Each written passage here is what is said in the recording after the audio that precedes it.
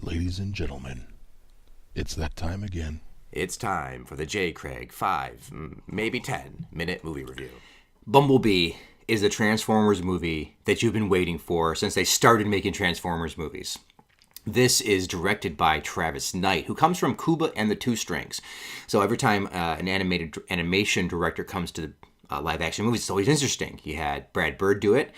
Now you see this gentleman do it. And I was very interested in this because, first of all, it's not a Michael Bay movie. It's a Michael Bay production. His name's attached because of his Transformers involvement. But this is not a Michael Bay movie. This is not BayFormers. This is Transformers. Okay, this is the Transformers that you grew up with. This movie does everything right. And I think it's almost like, even though Michael Bay's attached, Travis Knight came on board and said, I'm going to do everything better than you. I'm going to do exactly the opposite of what you do. There was no stereotypical characters. There is no stupid potty humor. There's no crazy, fast, metal-on-metal moving parts that you can't see the action. It's not dizzying in that regard. And the design work is right out of the cartoons. We're talking original Generation 1 artwork. So this movie does it right. So if you see the name Transformers or Bumblebee and you're like, oh, yeah, I'm done with that, stop right there and go see this movie. You owe it to yourself because this is exactly the movie you've been wanting to see when it comes to Transformers. Now, people keep asking me how much of the original Generation 1, is in this movie. Well, the movie's called Bumblebee. If it was called Transformers, then you'd have a lot more activity from them, but it's called Bumblebee. It's a simpler story, which is great. You're starting a soft reboot. This is not a prequel to the Michael Bay movies, which is what I was terrified about. I thought it was going to be just another way for us to get to Michael Bay movies. No, this is a soft reboot. So this is telling a tale of Bumblebee and what happens and how that's going to open up the rest of this new series of Transformers movies. So what is the movie about? Now the movie is about, again, Bumblebee. Bumblebee, B1276 or something. Anyway, he comes to Earth because he's escaping Cybertron. There's a big war and they're escaping and they're trying to get away and he's trying to find a base, trying to find a place to hide. But he's followed.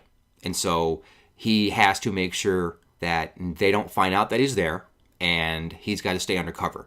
But throughout this opening part of the movie, he gets damaged, and he has to shut it down. So that's where he meets Haley Steinfeld, and they develop a relationship. Well, you know what I mean.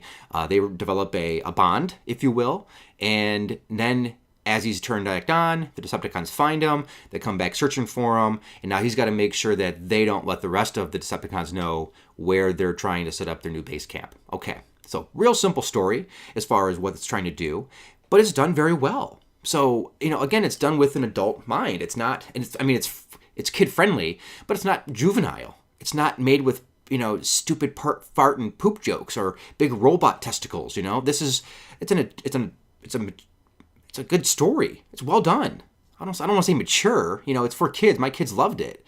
They were calling it epic throughout the movie, and they were loving every minute of it. But it really harkened to me or really spoke to me because it harkened back to the original stuff, and it felt right. So even though it's a simpler story, it's just about Bumblebee. You do get the other Generation 1 characters in the movie, and man, they look right out. Like they're right out of the cartoon, man. It's like, dude, this movie's made for the people who have been suffering through Transformers movies. Simply put, okay, it's awesome. Again, you don't have these stupid characters. So there is two things that are different from this movie than any other Michael Bay movie when it comes to Transformers. One is you have John Cena in the movie, okay, and he's I don't like John Cena. He's not a great actor. I'd rather have Dave Bautista if you're gonna have a big guy like that, right?